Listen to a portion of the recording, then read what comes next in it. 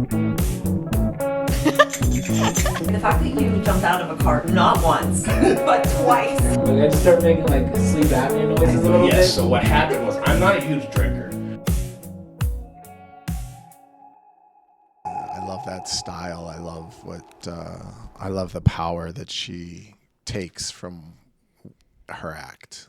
Did you watch her new special? Oh, it's so good. Yeah. I mean, I'm partial because I love her so much. Yeah. So literally anything Yeah. she could put out, I'd be like, I literally love this. Like, Yeah. it's amazing. Yeah, she's something else. She's I mean, her whole thing of like moving back in with her parents and all of that. I mean, there's such power. There's so many amazing comics when you think of think of her, and then like a Taylor Tomlinson. Like, that's really cool because that's like the first that my daughter was like, this is a comic for me. She's so relatable. Yeah, like, it's for that- me yeah, even. Like, yeah. I think as a woman, like she's just very relatable, and she speaks our language. Yeah. Like, I'm like, okay, like, Yeah, and those voices are important. They're so important to and also to show people, to show other women, other female identifying individuals that you can do this, and it doesn't have to be the horror stories that we know have plagued our industry for as long as it's been around. right. So it's beautiful. That's what you want. You want to be able to have as many different voices and from different backgrounds and all, and you need as much diversity out on stages so that your audience can be inspired to sit there, especially for the future of any art. Yeah, everybody has to feel like they are welcomed. Do you feel like more people are going to shows now? Do you feel like people, like, I don't know, I feel like people are a little bit more into comedy. Like, I feel like I talk about it a little more. I've always been obsessed. Okay. So it's always been like just something I've loved and I've obsessed on. Yeah. But I feel like more people, it seems to be that they're more into comedy. Do you think it's because there's more diverse comedians now? Well, I mean, I guess that really does depend. I think that what has happened is, the business, comedy going into into 2020 was already being talked about as this is the next boom. Like we had the boom in stand up in the 80s,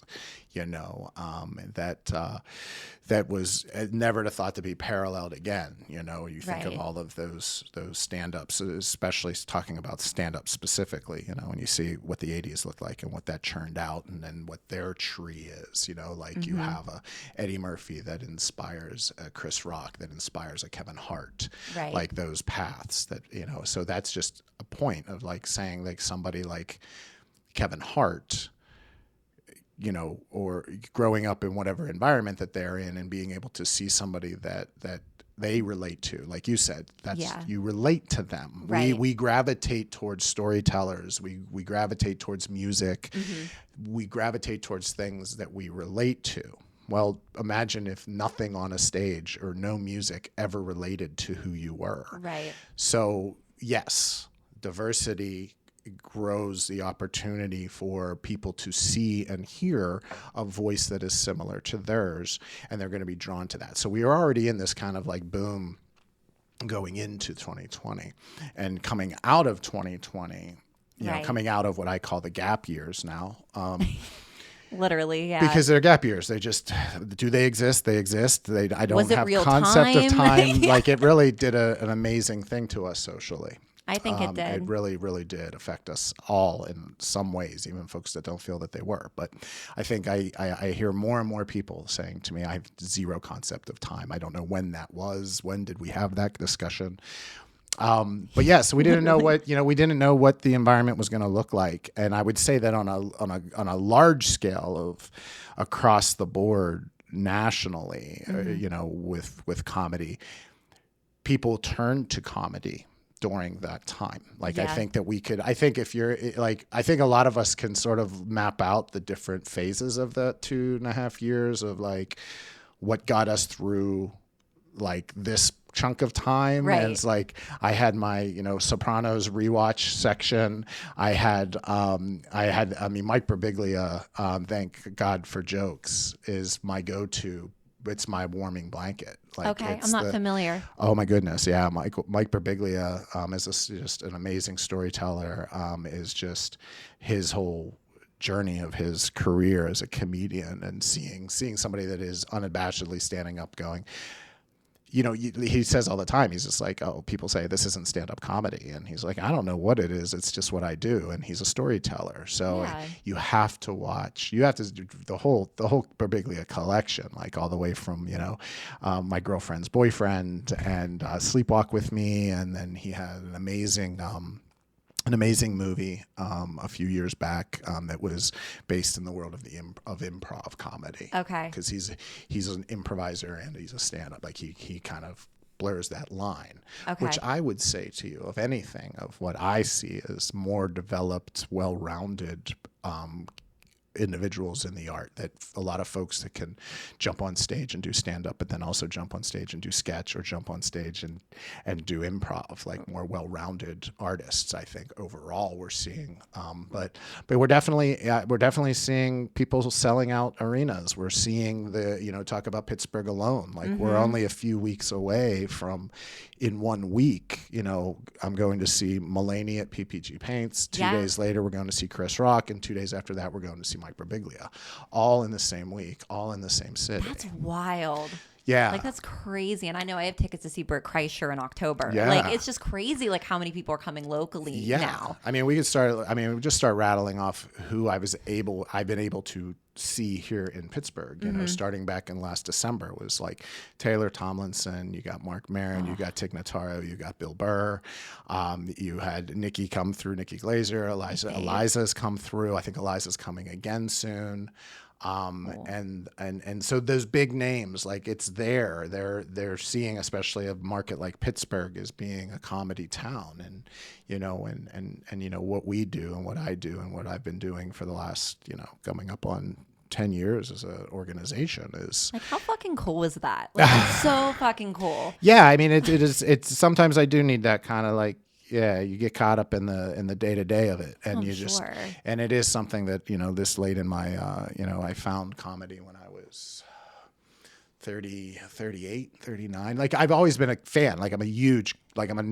Like, Same. Let's go. I mean, I want to talk to you about, my dad, sneaking me out, me sneaking out to see Carson's monologue, and then my dad saying, okay, I'll let you stay up through the cold open and the monologue on SNL, and then you have to go to bed. And then it just became, stay up for as long as you can stay awake. And then I would make it, then I was like, I just got to make it to update. I just got to make it through update, and I'm 8, and this is 1981, 82, you know what I mean? So, the comedy was just to me, I loved it. There was comedians from stand-up comedy, right out the gate. You were just like, these are my favorites, and you sort of grow as you get older, and you fall in love with different styles and different types. And I always found especially stand-up, I love to watch the process. I love to see the idea that this individual had a thought. Yeah.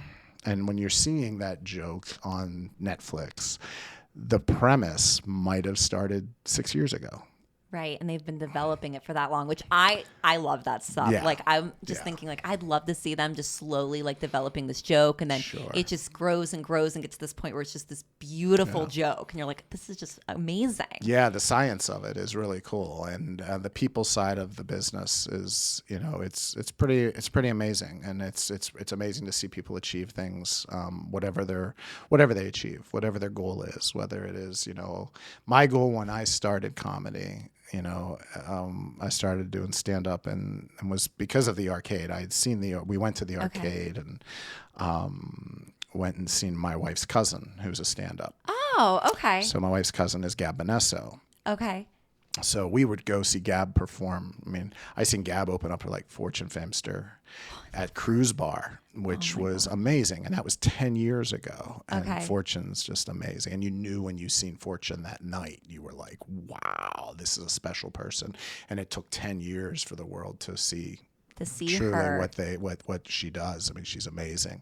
But anyways, that was the deal. And we went to see her at the arcade, and I'd read about the arcade, I'd heard about the arcade, and my wife and I were at that time when our kids were older and they didn't need us around. So we're like, oh, let's go do something. And we both loved comedy, and it was a cheap night out. Tickets were like, when we first went into the arcade, it was maybe a $10 ticket.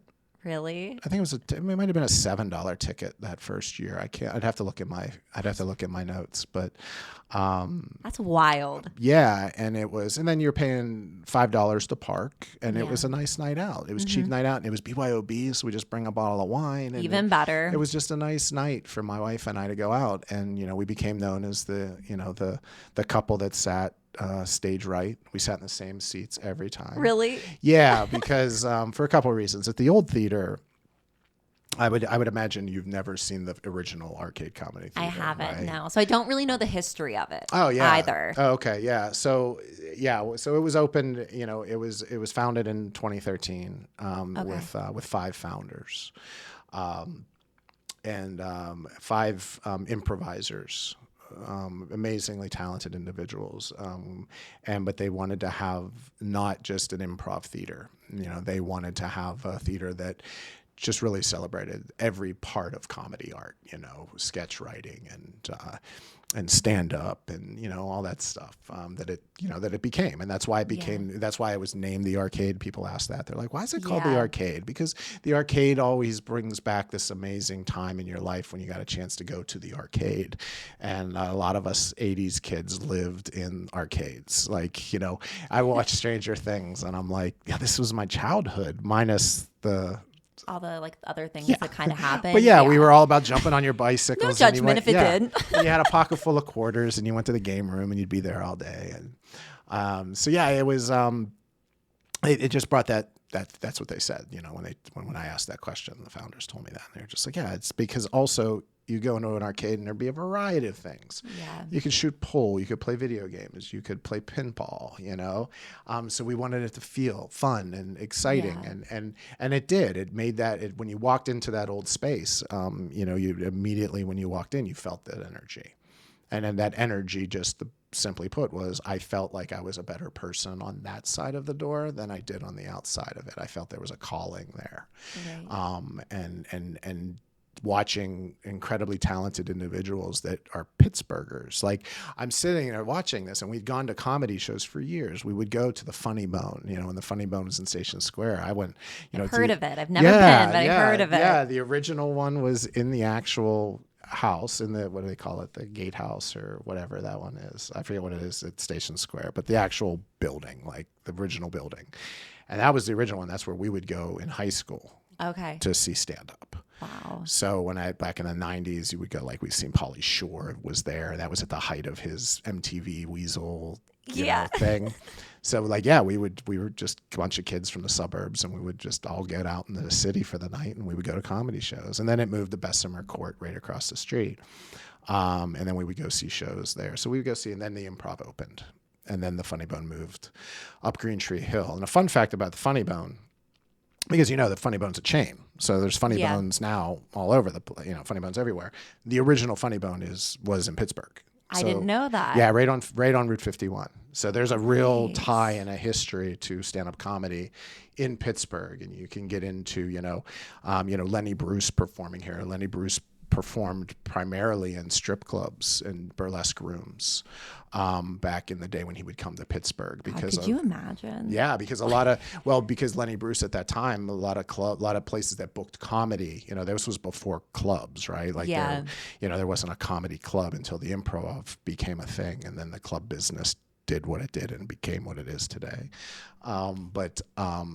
But yeah, so the Funny Bone, started here. And so Lenny Bruce, he wasn't able to play rooms because he was controversial. Lenny Bruce is being put in jail for saying things on stage. So he would play those rooms, and then there's always the story about the night that Richard Pryor got arrested in East Liberty, and there's his mugshot. You can Google and you will see it, that he was. I'll have to Google it. That he was booked. So there's an amazing, rich history of Pittsburgh and comedy as it's fed the country. So, we would go to those shows and loved it. And I never sat there and realized as I'm watching, you'd go to see a name, right? You'd be like, oh, okay, and that's a lot of what that draw is you're going to go to the Improv. You're going to go. Most of those folks are going because they're a fan of, and that's what's beautiful, or they remember them, they're going to see, an SNL alum or whatever. So they're going for, and Pittsburgh's very driven towards that, like the name. They want that marquee name. Definitely, yes. And then not realizing all those years that a lot of the comics that I was seeing opening for Rachel Weinstein, opening for these different comics were Pittsburgh people. Right, like they're here. Like these talented people are here. here. Yeah, this is a thing. And like not all of them would be, because as we know in the business, a lot of those headliners are bringing their own features. Right. But usually the MC, the host, is going to be a local. And I never understood that. I'm sitting there and, and I think like everybody, you sit in a room and sometimes you're just like, oh, I think I'm funnier than him. Oh, I can do that. Haven't we all secretly thought that? I think that's how it starts. That's how it, That's how it starts. It's how it sort of starts. And then you start like, oh, it starts, tickling that one ego part of you that's like, yeah, I want to stand in front of a room full of people and make them laugh, So that's how we started. We started going to the arcade, and it wasn't long after that, and I said to Gab and just said, hey, I've always wanted to do this. I'd love to do it once. Yeah, and they why teach classes. And she said, no, you don't need to take a class. I have a monthly showcase show, and you just need to get 5 minutes together. And I didn't even know what that meant. Like I knew. Damn. So we did it, and that was it. That was the drug. I got a taste of it, and then I was bouncing around doing some different shows. I was kind of like in the scene, out of the scene, mainly because of my job. Like I didn't have the time. Did you have like a day job? Oh yeah. I ran big box retail stores for 17 years. Okay. So that's where I was. Retail. But yeah, Gotta I'm a love survivor. it. I'm a survivor. Literally, you survived. Survived 17 years. Yeah, running those buildings. It's you can do well financially, but it does take a whole lot of your soul from you. For sure it does. So what ended up happening is I'm going to this day job, and all I can think about is what the hell comedy. I need to have this in my life, Right. That's your passion. Yeah, that's the one thing. yeah. So then, I was like, I need to figure out how to do more of this, and then I took an improv class because I wanted to feel more like myself on stage, and I think that's where the value of improv for somebody that does, anybody that does stand up or wants to be a stand up, I recommend them at all times at least take some type of entry level improv class. Yeah. It just gives you an opportunity for handling as much as you can up there, because at any time things can go sideways, and you're going to have to battle your way through it. And having improv in the back of your pocket is a beautiful thing to have.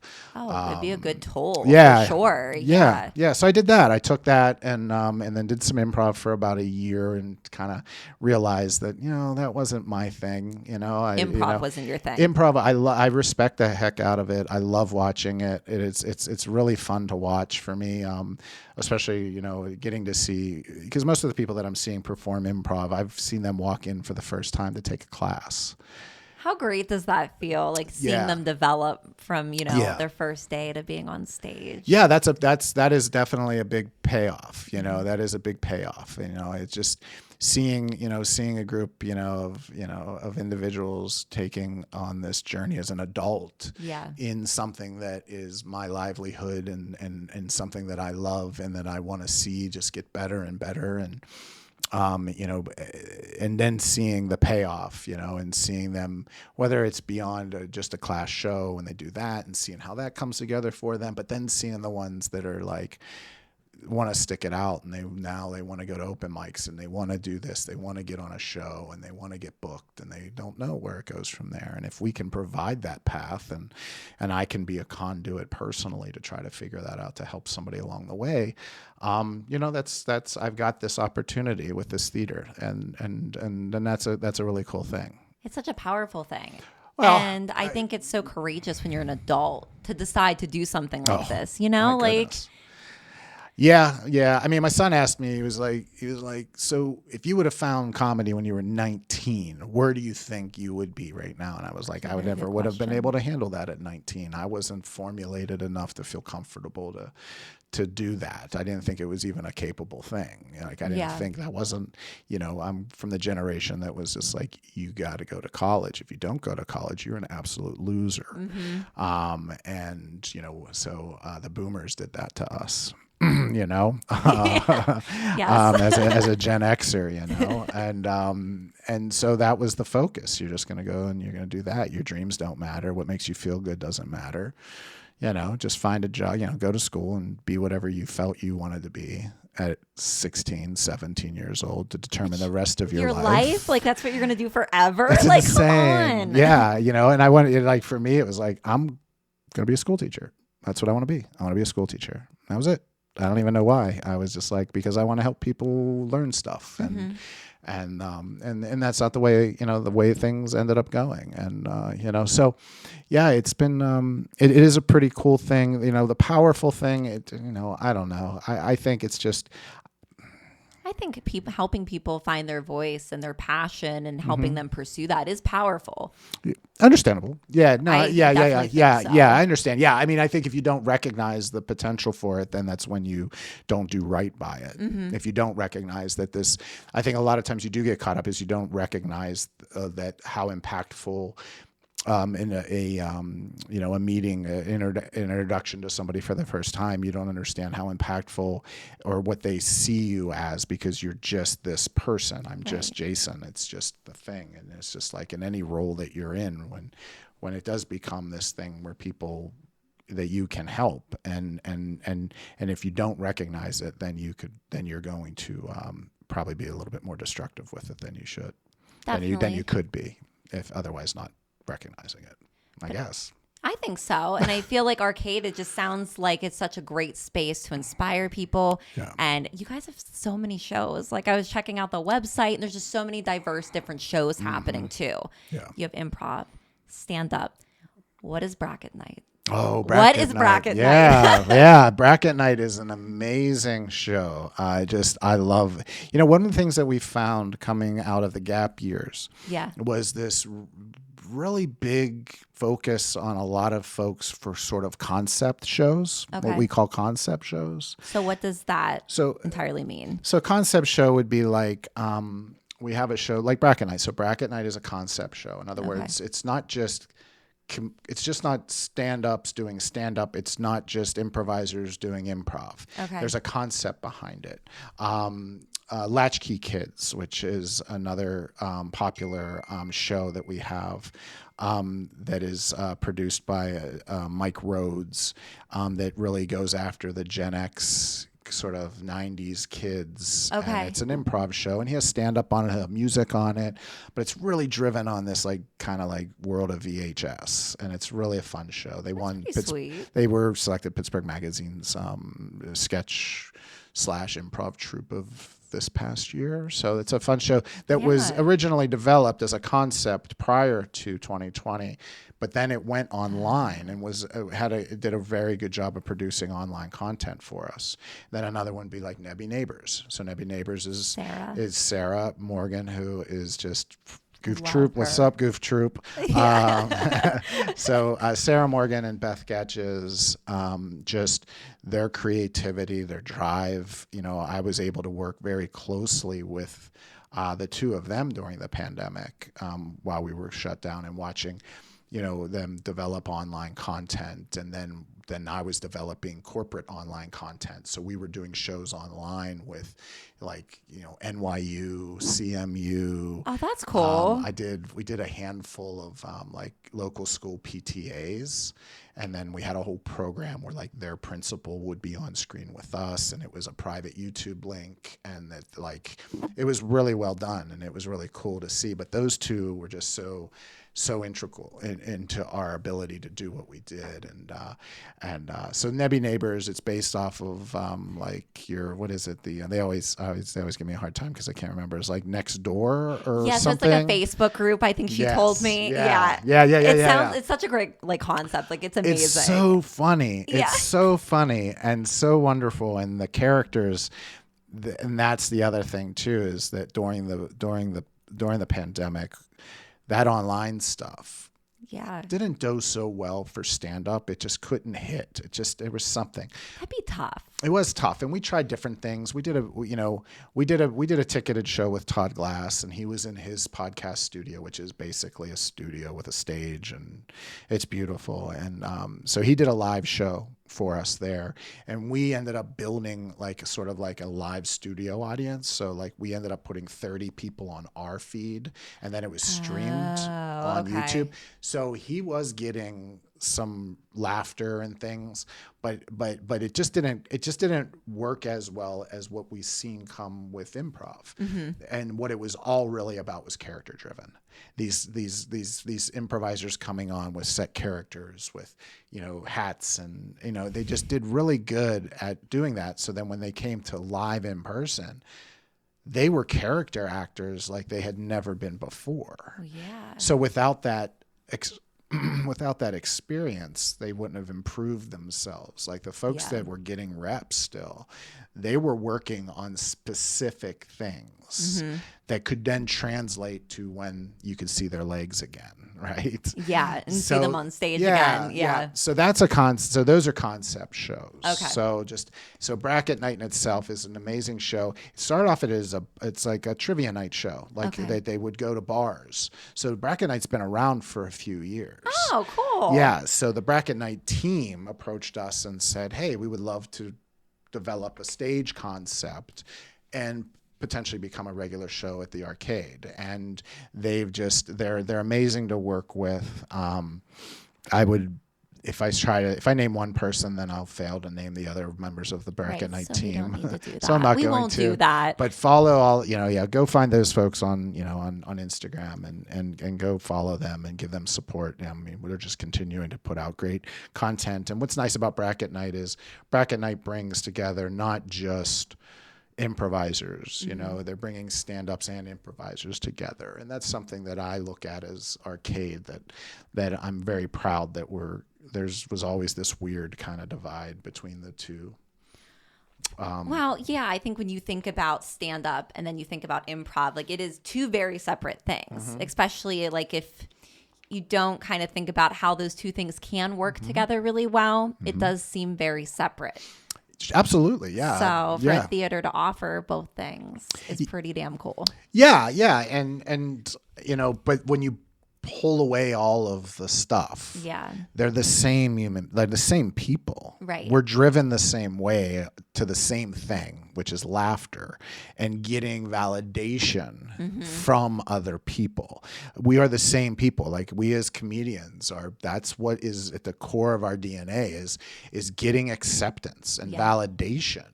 For whatever reason, that you need that, right. and having that with a healthy ego and a good work ethic and being a good person is what formulates truly a strong artist, a really good artist. But it's nice to see that when you have stand-ups on improv shows and stand-ups opening up for improv teams, and that just these people are talented, and there's so much talent. There's so much talent in Pittsburgh. There's so much going on. Like people we need to go to the live shows, and you need to support the live shows because there's just so much happening. Yeah. And it's like I tell people about the podcast and people I have on are just like, who? And I'm like, you need to look these people up. Like, what are you doing? Yeah. There's so much here. Mm-hmm. Yeah. I mean, and we've seen so much of it grow out of here and move on. And we're very geographically positioned very nicely for a comedian. That's true. That wants to make this an opportunity to make money and maybe be a career for them. More so on the stand-up side and then the improv side. There's not a big touring circuit for improv, but there's opportunities for improvisers to make some money and do some things well with their art that maybe sometimes like through corporate work and things like that helps. Yeah. But as far as stand up, like the idea of like I could be in New York City like 6 hours, which is nothing. You know what I mean? You can be to Cleveland. You know what I mean? That's such an amazing comedy scene. Then you can take Cleveland and Indianapolis, and see Alex Price out there who runs amazing shows in Indy. And then you can bring it down through Nashville. There's a reason why like Nate Bargatze's based out of Nashville. There's a comedy scene there. And then, you know, obviously in Pennsylvania, you just shoot over to Philly. Yeah. You got DC, which is a short drive from you. Buffalo to the north has an amazing Helium Club up in Buffalo. Erie has a nice little indie scene up there that you can get into. I didn't know that. Yeah, so you could, you know, it's just that pipeline, you know. That's why Nori Davis is at the Arcade. You know, we start looking at Nori like 5 years ago and seeing Nori, and I was like, who is this Nori Davis? Seen him on Conan, and I'm like, my God, this talent. Yeah, those socks would go, because it became an easy thing. It was just like, tell the kids, it's like, man, just give me some Happy Socks. It's the best brand. I'm like, give me Happy Socks. And then everyone started giving me socks, and I'm like, yeah, I don't mind getting socks for a gift as long as they're cool. You know? Right, as long as they're cool socks, not like gross, like Hanes. Like, who wants those? I don't want straight. Yeah, I don't even have a pair of like just straight black socks. I actually have a pair on right now. But, straight black? Yeah. Yeah. I don't have one. Because I was like, it might be weird if I like don't have socks on. So it's like, I'm just gonna put socks on. Yeah. I was just in my buddy's wedding, and when I picked up my tux, and it had blue socks, had like dark navy blue socks. Oh, okay. I was like, oh, he bought socks?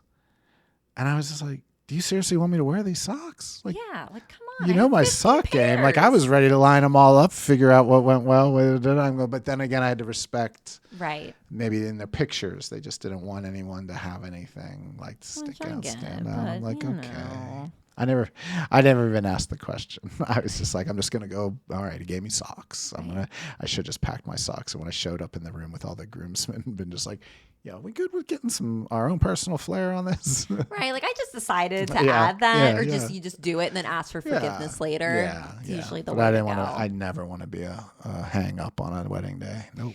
No, it's not a good place to be. You just kind of have to sit back and you're just like, I'll do whatever you need me to do. I'm here for I'm you, here. Whatever you need. I will steam things. I will pin things. I will be. Someone's yelling. Some's crying. It's chaos. I got them. I'll handle the car pickup. That was interesting because the wedding was in Brooklyn. Oh, okay. So when we were staying in Brooklyn, and just the idea of like, you know, having to, you know, I got to get here by this time, and I'm very time sensitive. And if you're not careful in the city, you got to be smart. Like you've got to figure it out. And it was we passed with flying colors. It was amazing. But we had been to like the city like a dozen times since. I had not been to New York City until February of 2021, my entire life. I've never been. No. Yeah. Never. It's on my list. Yeah. It's on my list. And I think we're like 14 times since then. Shit. Like, so you're making up for lost time. You're yeah. going now. Because that's the thing, right? Like if you want to get a feel, like if we stay on that comedy tip, right? Like that comedy trip, it's like you go to McDougal Street any night of the week and you've got the Comedy Cellar right there. Oh, and I want to go so bad. But then a couple doors down, you've got the Grizzly Pear. Okay. And the Grizzly Pear, which is about to open another, I think their next location is going to be in Manhattan. But it's like, I sat in the back of the Grizzly Pear and I watched killer after killer after killer. And I just left the Cellar. You know, and so then when we go back, and then, you know, it's a good friend of ours that runs that room there, and just sit in the back and just, you're out on the street and the sidewalk, and it's just comic after comic after comic after comic. Like it's just comedians. They're coming from going to everywhere, and then, you know, to sit there, and it's just an amazing energy, you know. Yeah. And the idea, you hear the stories of comedians of doing like, you know, 7 spots a night, you know, and to wrap your brain around what that means. You know how many train rides that is? Right. And Do how you know much the they're timing? moving. The right, timing. like you have to have everything down pat and know exactly what you're doing, exactly where you need to be. Because if not, you're not going to make it. Yeah, our buddy Norlax, he's lived in Brooklyn his whole, like, the train thing makes sense. It doesn't make sense to me. I've yet to. I'd be gone. I'd be lost. I'm yet to conquer it. But he's like knows exactly where to go, like sit in the train, so because it's gonna put him closest to that set of stairs that he needs to get to the next train. And I'm just sitting there, and I'm science. like, and I can't even keep up with them. I'm like, God damn it, I am so out of shape. But you have to go. I say that to anybody. And people talk about the energy, but I was very fortunate. I mean, the first time we went, there was nobody there.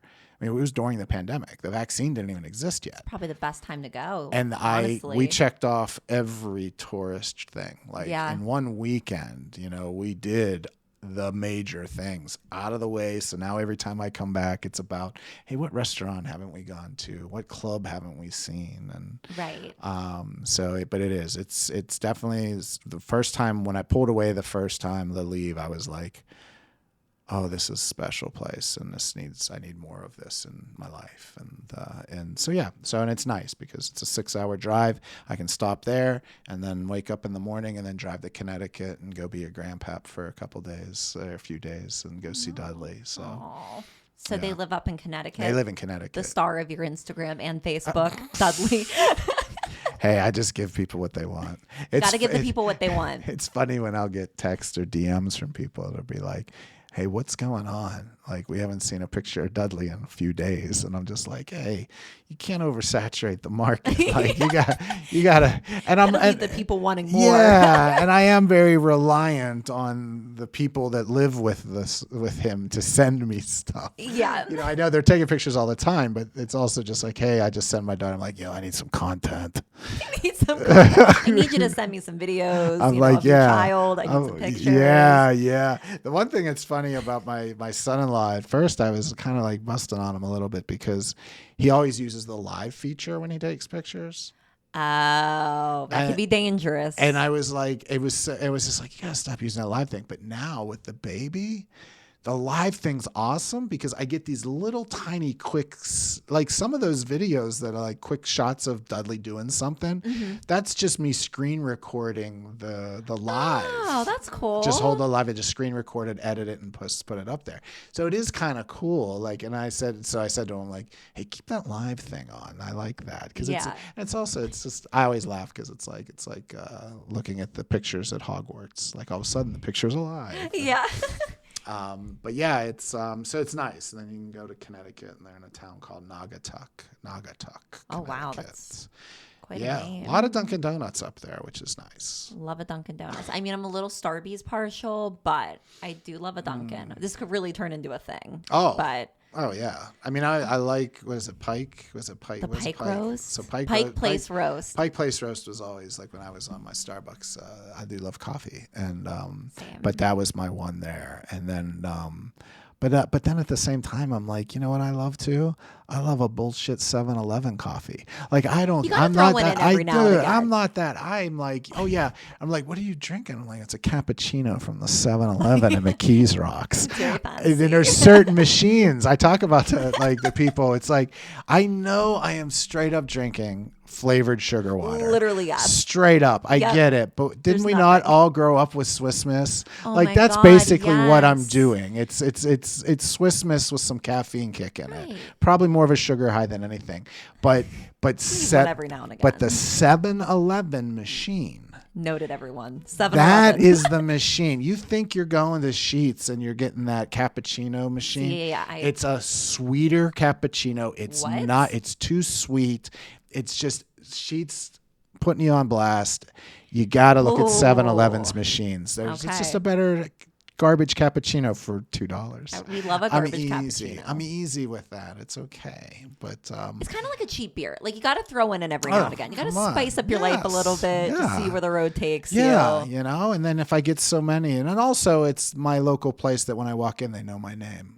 I'm the always 7-Eleven. Like, oh yeah. It's this amazing 7-Eleven near my house. It's a BP 7-Eleven, right? Ooh, what a combo! Oh yeah, they're always BP. You find yourself a BP because I got the rewards with the card, the whole thing. Then you go in, the whole thing. They scan the phone. I get my coffee. Like, they give me a free one, and it is. I said to my wife, I finally reached that moment where I have that one place that I go into, and people are like, hey, and the manager's name is Cinnamon. And she's amazing. Cinnamon runs the, listen, I'm giving love to them. Listen, I go in there. So happy this is happening. I am. It's like the simple thing. It's a gas. It's in Heckle Road off Heckle Road in McKees Rocks. The 7-Eleven BP. If you're ever out that way. Cinnamon runs one of the best 7-Elevens. Like her crew, like they care. Yeah. And it's interesting. Like, if I walk into another 7-Eleven, I'm like, man, Cinnamon's got her stuff together but it's always amazing when I walk. A tight ship there. When I walk, nothing like walking in the morning. And this is what you hear in this 7-Eleven. Morning sugar, morning cinnamon, and that's how she talks to me. So it's yes. So it is this need of this buddy cop pilot of cinnamon and sugar. It's me, and it's cinnamon on the road, just busting shoplifters at 7-Elevens. Wow. Like I feel a whole franchise like Fast and the Furious thing. Dream team. But I love 7-Elevens. I love that. Cinnamon 7-Eleven. She does her thing. I'm going to have to go visit Cinnamon. I watched her promote people. I'm like, you're on your way up the ladder. Good for you. You can be running your own 7-Eleven someday. Oh my gosh. Yes. And these are and a lot of folks like that. You're seeing them and they're just like, yeah, I just took this job at this station and worked for Cinnamon and seen how happy she was. And I think, she's like, you can make a career out of this and you can, live better. And I was like, oh, look at you people out there doing this. I love it. I love it. It's so positive. Yeah. She runs a positive store, man. So I know that's such a weird thing. I love it. Yeah. 7-Elevens. And I will tell you when I'm traveling, I'll try that. That's your go-to. I gotta find that. You gotta have that 7-Eleven though. You gotta have that 7-Eleven, or then it's a Starbucks frap. Like they bottle the glass bottle ones. Okay. Those are the ones. If you're when you're traveling. I love to drive. Do you love to drive? I do too, and I love like listening to podcasts or like music. Like it's just my time. Like I'm from Altoona, so like when I drive home, like that's my time to just kind of chill. And I could literally drive it with my eyes shut, which I would not. But like it's just so relaxing. It is. I love driving. I was recommending that to people during the gap years of just like, hey, go take a drive. Like just drive. Put your windows down. Put on whatever you want to listen to, and to me, but that's where I probably do the majority of my thinking, and like that's when I'm like, I'll just be like, hey Siri, and just have to shout things to get them recorded, because it's like this thought, I have to have this down, whether it's an idea or not, whatnot, but that's where a lot of that starts happening when I'm driving. And I love the road trip. I think I'm good for probably now. I probably 12, 14 hours is probably pushing it.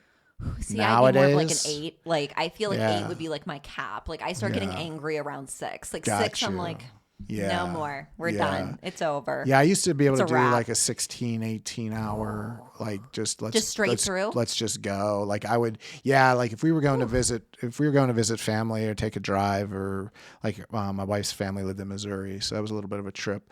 I'd leave at 9:00 at night, and just everyone else, the kids, like sleep. Like just sleep, because I don't want to, and just drive it straight through. And, but now it's kind of like, that drive from Connecticut, 8 hours, 8 hours or so. Yeah. It's fine. But it's at the same time, I start getting up in the words of 10, I think it'd be get a little cranky. Yeah. I just like went out of the car. Yeah. But to drive 2.5 hours is like a blink. It's like, get my snack on. Like, what's your go-to road snack? I love Doritos. Doritos are my favorite. So like that's typically my go-to. If I'm trying to be healthy, like I'll eat like a nut of some kind. But if I can find a Taco Bell on my way, I'm stopping. So what's the Taco Bell order? The Taco Bell order is a spicy potato taco, which was devastating to me when they took it away. It's on the $1 menu. Okay. Highly recommend. Spicy potato taco. It's so good. It's a potato taco? It's a potato taco. It sounds kind of lame, but I swear it's life-changing. No, please. It's so good. So it's a hard shell, soft shell, soft taco. And then it's like they're little like diced like potatoes. Okay. And then they put like a spicy sauce. I bet you that's on it. Amazing. It's so good. That's gotta be amazing. Diced tomatoes, fried up a little bit. Potatoes, yeah. Potatoes. Did I say tomatoes? Did I say potatoes? I think I said tomatoes. Okay, I was like, wait.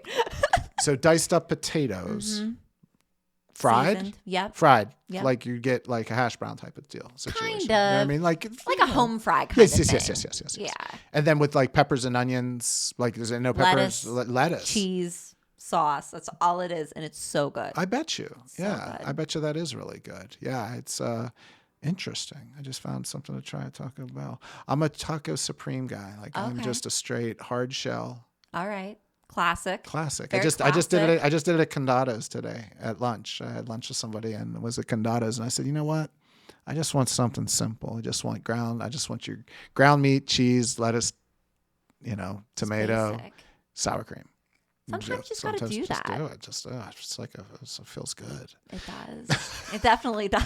My road candy's Twizzlers. Okay. Sorry, I stepped on your foot. It's all good. Twizzlers. Yeah, right. Twizzlers. I've transitioned from the regular Twizzlers to the chocolate Twizzlers. They are good. 'Cause I don't like normal Twizzlers, but I had a chocolate Twizzler, and I was like, this is pretty good. Yeah, you sort of graduate like foods as you get older, right? Like there's certain snacks and things like, no, those things are not tasting so good anymore. They kind of bring the after effects. They're a little too much. I can't eat them the way I used to. I had like heartburn for the first time. And I was like, I don't like this. Like, I don't like what's happening to me. Like, this is not okay. Because I like chips. So if I'm going to snack, like that's more what I'm going to go towards. And like candy. Yeah, and I'm like, am I experiencing heartburn? Like, I hate this. Yeah. Doritos, regular or Cool Ranch, mix them up. You have a go-to. So I think I tried, I think it was like Utz or something, had like the hell of a good like dip, like flavor. And I'm like, obviously I'm getting these. Like, this is amazing. Instant heartburn. I was like literally dying on my way home. I was like, why is this doing this to Such me? a good dip. I know. But they were dip flavored chips. Yeah, so maybe that's where it got me. I don't know. Yeah, I didn't stick to my usual. That's a good dip. I know. That is a good dip. I don't understand the people that buy the, who are the people that buy the other flavored dips? Like there's a bacon horseradish, hell of a good dip. Ew. And I guess I would say maybe more of a vegetable for that versus a chip. Are you a scooper or are you a dipper? Ooh, that's a tough call. I'd say, I guess, like a scooper. Wait, no, a dipper. Because I like a classic chip. Like, I like a classic, like, Lay's in a dip. So, like, I guess I am, like, scooping it. Or just scraping. Like, Right. I'm, like, not a scoop. No, I'm not, like, going But there's a in. good chance that if Dani's sitting down Right. with a regular sized hell of a good dip and a bag of Lay's, there's a good chance that thing's going to be empty. There's a very good possibility. And if that you're that's just gonna a happen. dipper, that's not the case. Like my family is divided. Okay. My son and my House wife, divided. they just dip. Just a little in and out, just a little, whatever's on it's on it, and I'm good with just a little bit. And my daughter and I come in and we're just You just like, gotta go for oh it. yeah, like you get little, I get you because I prefer a thicker chip, like a Ruffles. Like I want that, I need that ridge. I think a ruffled, a ridged chip versus a straight Lay's. It's just a more structurally built chip. I hear for what you I on want that. to do. Yeah. Because tell me there's not that moment when you're just doing it. Oh, all the time. And then you like grab another chip and then it also gets lost. And then I'm you're like, doing- am I just going to continue to do this? Do I just take chopsticks it out with with my these hands? chips? Do we get a utensil involved? And I will Right. tell you, there's a no lot of work. shame in bringing a utensil into your chip dip game. It comes down to the very end. Yeah. It's the very end when you get that little bit left and maybe your chip bag's down to a lot of crumbs. Yeah. Here's a tip. Pour them into the chip container and just stir them up with a spoon and just That's amazing. finish it. Just go Finish for it. Literally, Oh. just do it. That's what my doctor's like. We need to see you Thursday because you're talking about some stuff you shouldn't be doing. Right, like we heard that podcast. We might need to do a quick checkup Yeah, to see what's happening. No. Duly noted. Right. Duly noted. We do not need this to become a snack. You know, we're just giving like chip tips and tricks on here. I think this eat is it like yes. cereal. Yeah, You know, why not? After a good 30 minutes of boring comedy talk, let's cleanse the palate with some talks about snacks. Right, and, right. But seriously, cinnamon at 7-Eleven runs a hell of a shift. So a hell of a just show. had to bring it on back. Yes. Yeah. go to arcade, go to the 7-Eleven, all the things. You want a day in the life of the person, of the general manager of Arcade Comedy? Well, it starts at 10 in the morning with Cinnamon yelling, "Hey, sugar!" That's how it all starts. I love that for you. My day. It is. It's a special moment. It is a special moment. It's great. Everybody's got to have their cheers. Yeah, absolutely. It's like my Norm moment. It's like beautiful. It's like, yeah. So yeah, it's good. Like even like, hey, they built a gecko down the street from a Cinnamon. How's your business gonna do? Like we're talking business, right? Like, should you go infiltrate it and see what's happening? Yeah, it's all good. She's like, I welcome it. And cut down all these weirdos coming in here. Oh, it probably does. I can only She's so imagine what funny. she sees. Yeah, Cinnamon. I will make sure she gets a chance to hear your podcast. Oh my gosh, I hope so. I want to meet Cinnamon. She's amazing. She runs a good ship. Anyways, that's it. I love it. All right, we're going to take a quick break. Okay. And then we come back. Dammit moment time. Okay, yes. I'm so ready, so excited. Awesome. Can't wait. All right. Are you ready to share the Dammit moment? Okay. Because I'm ready to hear it. Oh man, I was thinking about this and I was like, which one do I want to give? Like, because I mean, there's just so many, and it's just as simple as like a time when you're just so embarrassed, and it was just like, I feel like this is gonna be good. You're like a deep sigh. So I'm gonna let you choose. Okay. Okay. So door number 1, Okay. door number 2, or door number 3. 2. Okay. So, the year itself, I don't recall the year. I would have said probably 2000, early 2000s, mid 2000s. Okay. And so what we would do is my wife and I on 4th of July, we would we'd pack up, take the kids, pack a grill, boom, boom, and we go and we would park in the parking lot below the incline. Okay. Okay. Okay. So right across from Heinz Field, you're right there. The point's right there. They actually bring the barge and park it right in front of that parking lot. Oh, that's cool. Okay. So we would park there. And at that time, they combined the regatta Okay. and the 4th of July, because there was money issues with the people that ran the Pittsburgh regatta. So they combined them. Okay. So we walked over the bridge, go down to Point State Park, and they had all of the food vendors and just, all that fun stuff. Okay. My children are probably, I would say, my son was probably 6, maybe. Put my daughter at like 11. So it was around that age, give or take a year or two. Okay. But old enough, so maybe he was like 8. I don't know. It's hard. It's hard. I wish I would have conferred with my wife because of what year it was. But they were about that age. And not long before this, I got started on the Atkins craze. Oh, okay. So that means, Atkins was just like crazy, or just like eat meat. Like very similar to the keto phase. I think, that is out there now currently. So I was like just straight not eating, like never, I can't remember last time I had a fried food. You know what I mean? Like everything was just meat, vegetables and meat, you know what I mean? But for the most part, it's just all that stuff. So, you know what, damn it, on this day, I'm going to eat a bloomin' onion. I'm going to eat a bloomin' onion from a carny. Bold choice. In the middle of Point State Park. So we do it. We sit down and we're having a good time. We eat it, and it was really hot, like super hot that 4th of July. And the Point State Park Museum is right there, and I'd never been in there. And I'm like, I've never been in this museum. I've been to Point State Park 1,000 times. Let's go in there. It's air conditioned. It's, just toured through. It's a nice little thing, whatever. Cooled the kids down. We're getting ready to walk back across the bridge.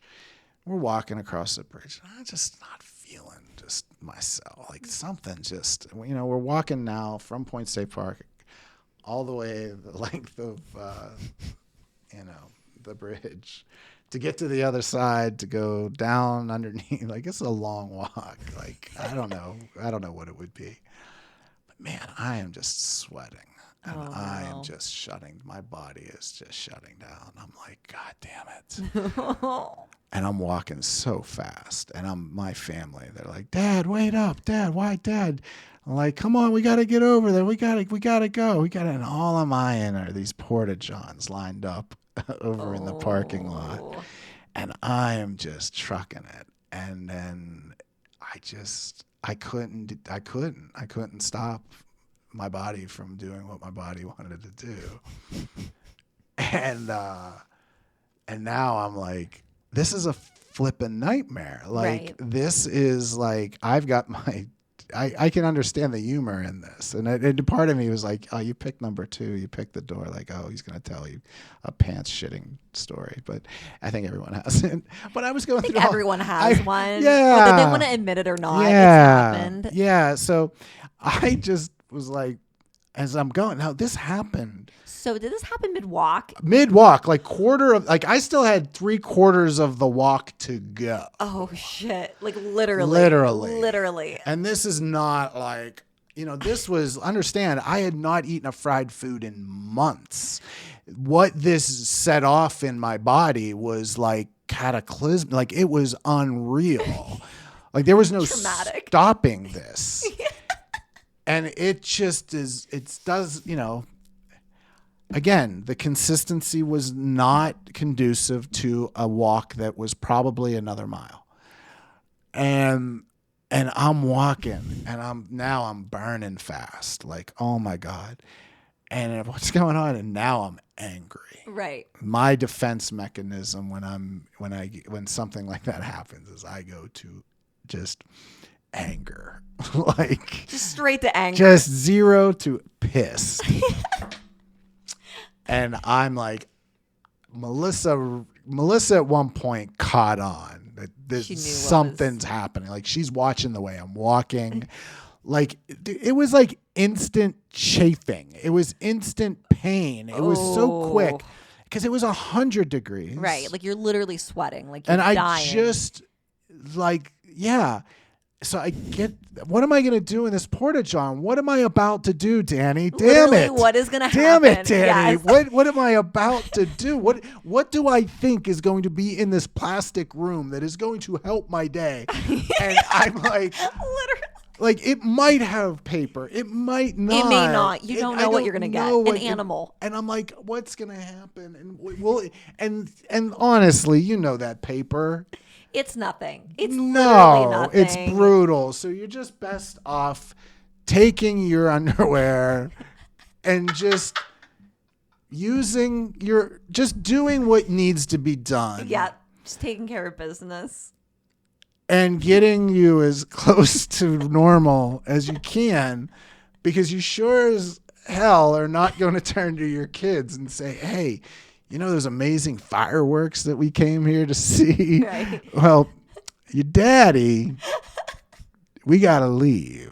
But I left my underwear in the, I put them, I didn't take them. I put them in where I'm glad you didn't take them with you. No. Yeah. And then my nephew and his girlfriend showed up, and they were like, let's play cornhole. And I'm like, I can't do this. I can't do this. I can't hide this from you all anymore. About 2.5 hours ago, I shit my pants on the Fort Pitt Bridge. I'm chafing really bad. I just want to sit here and just drink this beer and watch fireworks. And just wallow and just be here. Yeah. Oh. So that was a good one. That's one. That's good. Yeah. It's kind of tragic. Yeah. Relatable. It's very relatable. Right. Like, door number 1 was me on a cruise ship on one of those wave machines, like surfing machines. Okay. And you didn't open door number 1. Come on. No, I ended up naked. Like the thing sucked me up and ripped my swimsuit. And I stood up and there were, I don't know, 75. Maybe I'm exaggerating, but there were more people than not. Yeah. My wife, my children, and stood up and my swim trunks were around my ankles in the middle of the ocean. So that was door number one. Both doors were great. Oh my gosh. That's it.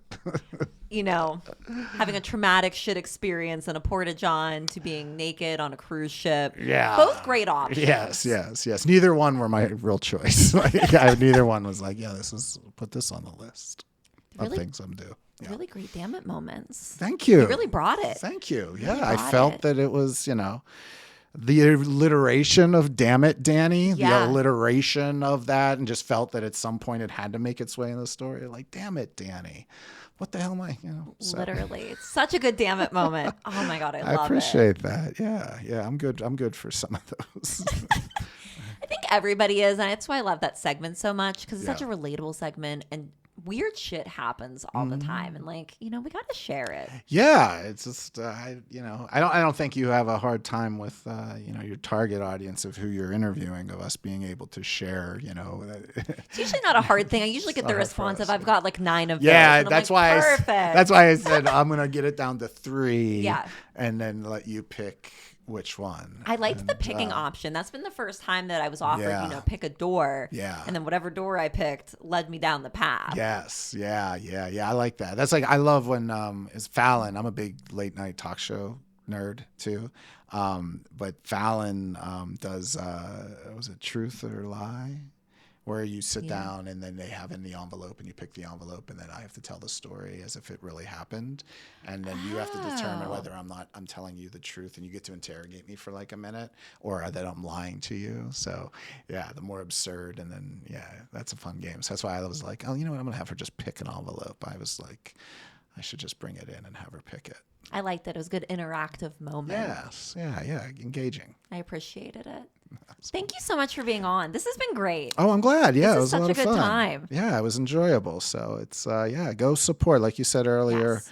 Support your live artists, your local live artists. Like these folks are, they're doing this. It's an amazing journey. Whether they're a musician, whether they're a painter, whether they're a sculptor, whether they're a live performer, comedian, actor, theater. I mean, there's just so much talent in Pittsburgh, and there is. And get out and support them, and hopefully, we're gonna see people one day that you're gonna get to say, remember when we seen them that night at that bar on the South Side Slopes for $5, and now look at them on the Tonight Show, like. That's there, and that's here in Pittsburgh. And I think that, the more that we understand that you go out there and support them. It's easy to go support Kevin Hart, but why don't you come support some of these local folks that are out there trying to do this thing? So it's pretty cool. If you haven't, you have to. An Arcade Theater offers so many different shows. Yeah. So I'm excited to check some out. Yeah, I can't wait to have you down. Yeah, definitely. Right on. Do you have anything you want to plug before you go? No, just Arcade Comedy Theater. That's, just continue to find ways to support us and, coming to shows, just everything. Just check us out, arcadecomedytheater.com. We got a lot going on. We have a lot of exciting things that are coming up as we're getting ready to celebrate our 10-year anniversary. So, cool. So we have a lot of things to look forward to in 23, and we're very understanding and very appreciative that we are at this point, considering where we were. Definitely. So we didn't know a couple years ago if we would be here. So we're so grateful to Pittsburgh and what they're able to do to continue to support us all these years. And we just want to continue to get better for them. So yes, definitely. Right on. Go out and support, guys. Jason Clark, thank you so much again for being on. Damn it, on. Danii. This was fun. This was so great. Thank you again. And I will see you guys next week.